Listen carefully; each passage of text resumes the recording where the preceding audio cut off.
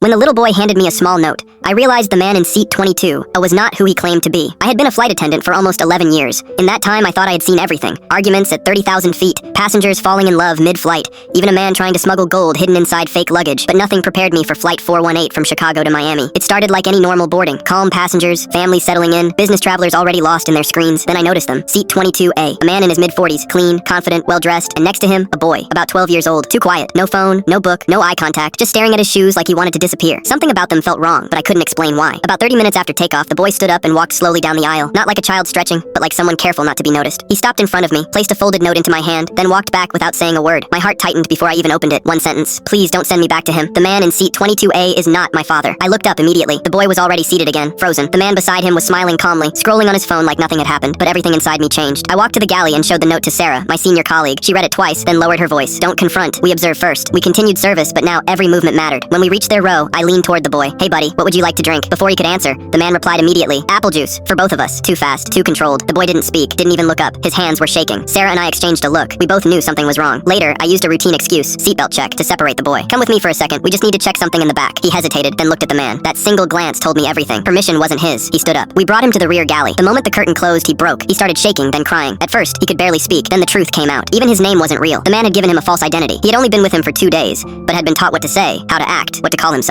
And the worst part, he believed his mother was gone, because that's what he had been told. Sarah immediately contacted the cockpit. The captain didn't hesitate. I'm calling it in. From that moment, everything changed. Authorities were alerted. Police were dispatched. The flight continued normally on the outside, but inside it had become something else entirely. Controlled silence. No panic. Just procedure. As we began descent, I walked the cabin one last time. Seat 22A. The man was still calm, but now I saw something different. His eyes kept moving. Exits, crew positions, passenger flow. He wasn't relaxed. He was calculating, planning. When we landed, the captain announced calmly, please remain seated. We are handling a minor ground situation. But it wasn't minor. 2 federal officers boarded immediately. The man stood up too quickly. I need to leave. That boy is my nephew, he said sharply. One officer stepped forward. Sir, please take your seat. Silence filled the cabin. He tried again to move, but security restrained him instantly. Fast, controlled, no chance to escape. Passengers didn't fully understand what had happened until everything was over. Later, we explained, the boy had been taken from another state using fake documents. His real family had been searching for months. He was officially listed as missing. 3 days later, we received an email in the crew office. One image. The boy reunited with his mother, both crying, holding each other tightly, afraid to let go. Sarah looked at it for a long time, then closed her laptop. Instinct saves lives, she said softly. Always trust it. And me? I still think about Seat 22A, because sometimes danger doesn't look dangerous at all. And sometimes, one small note is enough to change everything.